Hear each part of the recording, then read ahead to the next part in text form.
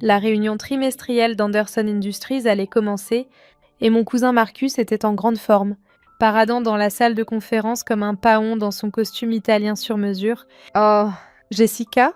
lança-t-il. Retenant à peine un sourire narquois, la salle de conférence principale est réservée aux vrais cadres. Pourquoi ne t'installes-tu pas dans le placard de ménage ? On a besoin de cet espace pour les personnes importantes. Je baissai les yeux sur mon blazer bleu marine simple, acheté en prêt-à-porter mais parfaitement ajusté, et pensais aux documents qui m'attendaient dans ma mallette, des documents qui allaient bouleverser cette réunion et la perception que ma famille avait de moi, de fond en comble. Bien sûr, Marcus, dis-je calmement, jouant le rôle qu'il m'avait assigné il y a des années, l'échec de la famille, celle qui n'avait pas sa place dans le monde de l'entreprise. Ma tante Patricia, directrice des ressources humaines et la plus grande supportrice de Marcus, ne chercha même pas à cacher son mépris. Vraiment, Jessica, si tu avais simplement terminé ton école de commerce comme tes cousins, tu aurais peut-être une place à cette table. Ce qu'ils ignoraient, c'est que j'avais bel et bien terminé l'école de commerce la nuit, tout en cumulant 3 emplois et en bâtissant ma propre société d'investissement, pendant qu'ils se moquaient de ma position administrative chez la firme concurrente Sterling Corp. Je devenais discrètement l'une des figures les plus puissantes de la finance d'entreprise.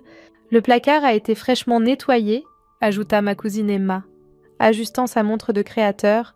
Ça devrait te rappeler ton bureau chez Sterling. S'il savait que mon bureau était en réalité tout l'étage supérieur du siège de Sterling, que l'assistante administrative qu'il méprisait était en fait la PDG secrète de Sterling et son actionnaire majoritaire, et ce matin-là, j'étais devenue la nouvelle propriétaire d'Anderson Industries. Je ramassais mes affaires et me dirigeais vers le placard de ménage, entendant leurs rires étouffés derrière moi. Le placard était petit, à peine assez grand pour une chaise de bureau entre les balais et les produits d'entretien. Mais il avait un avantage, un mur fin partagé avec la salle de conférence principale. Chaque mot de leur réunion serait parfaitement audible. Très bien, tout le monde, tonna la voix de mon oncle Robert à travers le mur. La réunion d'aujourd'hui est cruciale. Comme vous le savez, nous attendons le PDG de Sterling Corp pour finaliser les détails de la fusion. Je souris, vérifiant ma montre. Pile à l'heure, mon téléphone vibra avec un message de mon assistante. La voiture est à 3 minutes, prête quand vous l'êtes. Mademoiselle Sterling. Le timing devait être parfait. Pendant 5 ans, j'avais maintenu ma couverture chez Anderson Industries, prétendument en tant qu'assistante administrative subalterne, tout en dirigeant Sterling Corp à travers une série de cadres par procuration. Personne, pas même ma famille, ne savait que Sterling, le mystérieux PDG qu'ils attendaient avec impatience, était en réalité Jessica Marie Anderson, la cousine qu'ils avaient reléguée au placard de ménage. À travers le mur, j'entendais Marcus se vanter de son rôle dans la fusion. Sterling Corp ne saura pas ce qui lui arrive. Une fois qu'on aura acquis leurs actifs, on dépouillera tout ce qui a de la valeur et on vendra le reste.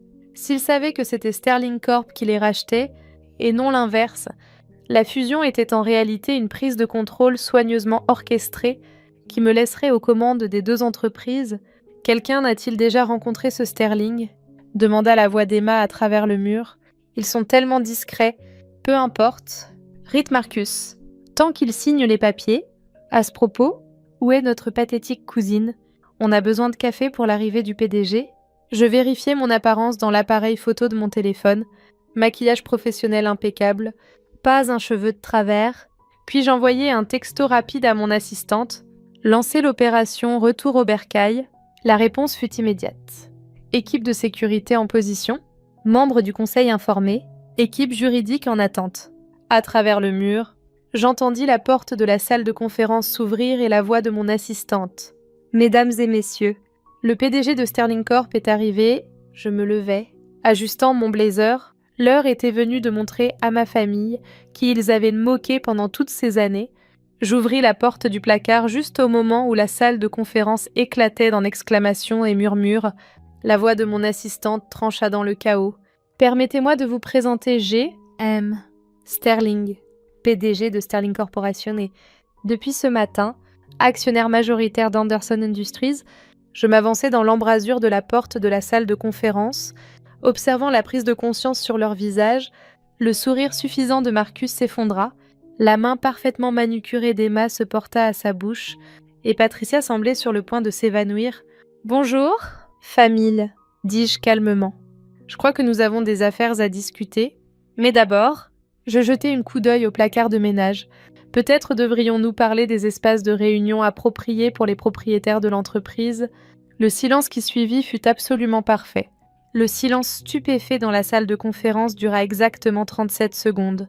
Je les comptais, savourant la manière dont les expressions de ma famille passaient de l'incrédulité au choc, puis à une horreur croissante. Marcus retrouva sa voix en premier, bien qu'elle tremblât comme celle d'un adolescent. « C'est une blague. Tu es assistante administrative chez Sterling. » Je me dirigeai vers le bout de la table de conférence, là où Marcus était assis quelques instants plus tôt. En réalité, je suis Sterling.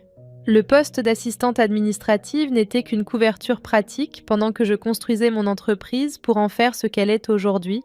Impossible, bafouilla teinté Patricia. Sa composure parfaite se fissurant. Tu n'as même pas terminé l'école de commerce.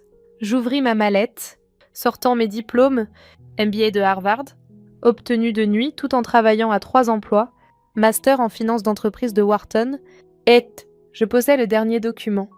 L'intérêt majoritaire dans Sterling Corp est maintenant Anderson Industries. Emma saisit les papiers d'une main tremblante. Ce n'est pas possible. Tu n'es rien. Tu es l'échec de la famille. Tu fais du café et tu classes des dossiers. Vraiment? Je fis un signe à mon assistante, qui commença à distribuer des dossiers à tout le monde autour de la table. Peut-être que ceci clarifiera la situation.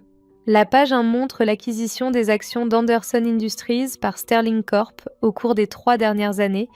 La page 2 détaille comment votre fusion était en réalité une prise de contrôle soigneusement orchestrée. Et la page 3, je souris, regardant leur visage pâlir davantage. La page 3 montre la nouvelle structure de gestion, effective immédiatement. Mon oncle Robert frappa la table du poing. « Écoute-moi bien, jeune fille. C'est mon entreprise. Je l'ai bâtie de rien. Vraiment, je fis apparaître les registres financiers de l'entreprise sur l'écran de la salle de conférence, parce que selon ces registres, Anderson Industries perd de l'argent depuis 5 ans. Vos brillantes stratégies d'expansion ont endetté l'entreprise de manière colossale. La seule chose qui vous maintenait à flot était la promesse de cette fusion, une fusion que vous pensiez sauver en acquérant les actifs de Sterling. Nous avons des contrats, insista Marcus, sa voix désespérée. Des accords légaux. Tous négociés avec Sterling Corp, mon entreprise, répliquai-je. Dis-moi, cousine, as-tu seulement pris la peine de lire les petites lignes de ces accords, ceux dont tu étais si fier d'avoir négocié? Son visage passa du rouge au blanc. Bien sûr qu'il ne les avait pas lus attentivement. Marcus avait toujours été trop arrogant pour s'embarrasser des détails, préférant déléguer les tâches ennuyeuses à d'autres, tout en s'attribuant le mérite. La fusion se déroule comme prévu. Continuai-je, mais pas comme vous l'imaginiez. Sterling Corp ne sera pas absorbé par Anderson Industries. Nous prenons le contrôle total. À ce moment-là, des équipes de sécurité entrèrent dans la salle de conférence. Pas la sécurité d'Anderson, mais mes équipes, portant des badges de Sterling Corp. Que se passe-t-il? S'écria Emma, paniquée. Procédure standard lors d'une prise de contrôle d'entreprise, expliquai-je calmement. Les équipes de sécurité sécurisent tous les documents sensibles et escortent le personnel non essentiel hors du bâtiment, non essentiel. Tante Patricia se leva, indignée. Je suis la directrice des ressources humaines. Nous sommes les ressources humaines, corrigeai-je. Votre poste a été supprimé, effectif immédiatement, ainsi que plusieurs autres postes exécutifs redondants. Marcus bondit en avant. Tu ne peux pas faire ça. Je suis vice-président senior. En réalité, je levai un autre document. Selon l'accord de fusion que tu as si fièrement négocié, Sterling Corp a toute autorité pour restructurer la direction à sa guise, et vu votre bilan de mauvaise gestion et de népotisme, vos services ne sont plus requis. Les équipes de sécurité commencèrent à se déplacer dans la pièce, collectant les badges et les cartes d'accès. Ma famille regardait avec horreur leurs symboles de pouvoir leur être retirés un à un. Mais, et la famille ? Murmura tante Patricia. Nous sommes du même sang. Je me levai, lissant mon blazer. C'est drôle que vous parliez de famille. Où était cette préoccupation quand vous m'avez forcé à travailler dans un placard de ménage? quand vous vous moquiez de mes choix de carrière, quand vous me traitiez comme si j'étais inférieure, à travers les parois vitrées de la salle de conférence, je pouvais voir d'autres employés se rassembler, observant le drame se dérouler, les puissants Anderson escortés hors de leur bureau par la sécurité. Vous avez 1 heure pour récupérer vos effets personnels, annoncai-je. Mon équipe supervisera pour s'assurer qu'aucun document de l'entreprise ne quitte le bâtiment. 1 heure. La voix d'Emma se brisa.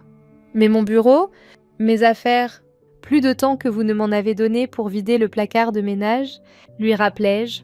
Bien que, si vous préférez, vous pouvez travailler depuis là-bas pendant que vous faites vos cartons. J'ai entendu dire qu'il a été fraîchement nettoyé. La couleur quitta son visage alors que ses propres mots revenaient la hantèrent. 1 à 1, les membres de ma famille furent conduits dehors par la sécurité, leurs protestations résonnant dans les couloirs qu'ils dominaient autrefois. Mon oncle Robert fut le dernier à partir, s'arrêtant à la porte pour me regarder. « Ton père aurait honte, dit-il doucement. »« Mon père ?» répondis-je. M'a appris que le vrai succès ne se mesure pas au titre ou au bureau d'angle, c'est construire quelque chose de réel, quelque chose qui dure. Dommage que vous n'ayez jamais appris cette leçon. Alors que la porte se refermait derrière lui, je regardais autour de la salle de conférence. Ma salle de conférence désormais, à travers les fenêtres, je pouvais voir l'horizon de la ville, la même vue qu'il m'avait refusée toutes ces années. Mon assistante apparut avec une tasse de café frais. Les membres du conseil attendent dans la grande salle. Ils sont impatients de rencontrer la nouvelle propriétaire. Dites-leur que j'arrive tout de suite. Je jetai un dernier regard au placard de ménage et Janet, transformez ce placard en une salle de pause pour le personnel de soutien. Faites-en un endroit agréable, des chaises confortables, une bonne machine à café, peut-être des fenêtres, bien sûr. Mademoiselle Sterling, elle s'arrêta à la porte. Votre cousin Marcus fait tout un scandale dans le hall. La sécurité doit-elle l'expulser ? Je souris, pensant à toute son arrogance passée. Pas besoin. Laissez-le rester assez longtemps pour voir les nouvelles enseignes installées. Sterling Corp devrait être visible depuis la rue d'ici midi. La transformation d'Anderson Industries en la nouvelle division de Sterling Corp fut rapide et absolue. En 1 semaine, toute trace de l'ancien empire de ma famille avait été effacée. Nouveau logo, nouvelle direction, nouvelle orientation. La seule chose que je gardais fut le placard de ménage, transformé en une salle de pause luxueuse pour le personnel de soutien, avec une plaque indiquant « Ne sous-estimez jamais le potentiel de quiconque ». La réaction de ma famille fut exactement celle que j'attendais. D'abord vinrent les appels et textos furieux. « Marcus, sorcière vengeresse, tu avais tout planifié depuis le début. M. Comment oses-tu nous humilier ainsi ? Tante Patricia, la famille ne pardonnera jamais cette trahison. » Puis vinrent les tentatives de réconciliation. Oncle Robert, princesse, discutons-en raisonnablement. On peut trouver un arrangement. M. J'ai toujours su que tu étais spéciale, cousine. Tu te souviens comme on était proches quand on était petite ? Marcus. À propos de cette histoire de placard, c'était juste une blague. Tu comprends ? Non. Enfin, inévitablement, vinrent les supplications désespérées. Nous sommes une famille. Le sang est plus fort que l'eau. Pense à l'héritage de ton père. Je laissais tout aller sur la messagerie vocale. 1 mois après la prise de contrôle, je convoquai une réunion générale dans l'auditorium principal. Tous les employés de Sterling Corp et de l'ancienne Anderson Industries étaient tenus d'y assister. Ma famille, désormais plus employée mais toujours actionnaire minoritaire significatif, fut également invitée. Bien que leurs places fussent à l'arrière, loin de la section exécutive à laquelle ils étaient habitués, je me tenais au pupitre, regardant la foule. Le contraste entre mon costume simple mais élégant et les vêtements de créateur maintenant légèrement usés de mes cousins ne passait inaperçu pour personne. Beaucoup d'entre vous me connaissent en tant que j'ai M. Sterling, commençai-je. D'autres me connaissaient comme Jessica Anderson, l'assistante administrative discrète qui travaillait depuis un placard de ménage. Aujourd'hui, je veux vous dire la vérité sur les deux. Pendant l'heure suivante, je présentais ma vision pour l'avenir de l'entreprise. Plus de népotisme, plus de culture d'entreprise toxique, plus de mépris du potentiel basé sur les titres ou les connexions familiales, le succès. Dis-je en regardant directement ma famille au dernier rang. Ce n'est pas qui vous connaissez ou le nom que vous portez, c'est ce que vous construisez, ce que vous contribuez et comment vous traitez les autres sur votre chemin vers le sommet. Les applaudissements furent assourdissants. De la part de mes anciens collègues du personnel de soutien, ils étaient particulièrement enthousiastes. Après la réunion, alors que les gens sortaient, Marcus s'approcha de moi. Son costume de créateur était maintenant légèrement froissé, son allure confiante remplacée par une démarche hésitante. « Jessica », commença-t-il. J'ai réfléchi. Peut-être y a-t-il une place pour moi dans la nouvelle organisation. Après tout, j'ai de l'expérience. C'est vrai, acquiesçai-je. La salle de courrier pourrait utiliser quelqu'un avec des compétences organisationnelles. Salaire de départ, 35 000 $ par an. Il blêmit. La salle de courrier. Mais j'étais vice-président senior, et maintenant, tu ne l'es plus. Souris-je. Considère cela comme une opportunité d'apprentissage. Tu pourrais être surpris de ce que tu peux apprendre des gens que tu méprisais autrefois. Emma tenta sa chance ensuite, des larmes coulant sur son visage. Nous avons tout perdu, murmura-t-elle. L'adhésion au country club, les maisons de vacances. Papa a dû vendre son bateau. Terrible, acquiesçai-je. Presque aussi terrible que d'être forcé de travailler dans un placard de ménage à cause des choix de carrière de ta cousine. Tante Patricia fut la dernière à s'approcher. Ton père, commença-t-elle, mais je l'interrompis. Serais fier que j'aie construit quelque chose de réel, terminai-je, quelque chose basé sur le mérite, pas sur la manipulation, quelque chose qui durera plus longtemps que vos sacs à main de créateurs et vos bureaux d'angle. Alors que la sécurité se préparait à les escorter dehors, leur passe de visiteurs ayant expiré, je lançai « Oh !» Et à propos de ces parts minoritaires que vous détenez encore, le Conseil a voté ce matin, nous les rachetons à leur valeur marchande, mais le prix a chuté depuis la prise de contrôle. Marcus proteste. Oui, acquiesçai-je. C'est drôle comme ça fonctionne. On dirait presque que quelqu'un l'avait planifié ainsi. De retour dans mon bureau, le vrai... Pas un placard de ménage. Je regardais l'horizon de la ville. Mon assistante apporta les derniers rapports financiers. Les actions de Sterling Corp avaient grimpé de 25% depuis l'annonce de la prise de contrôle.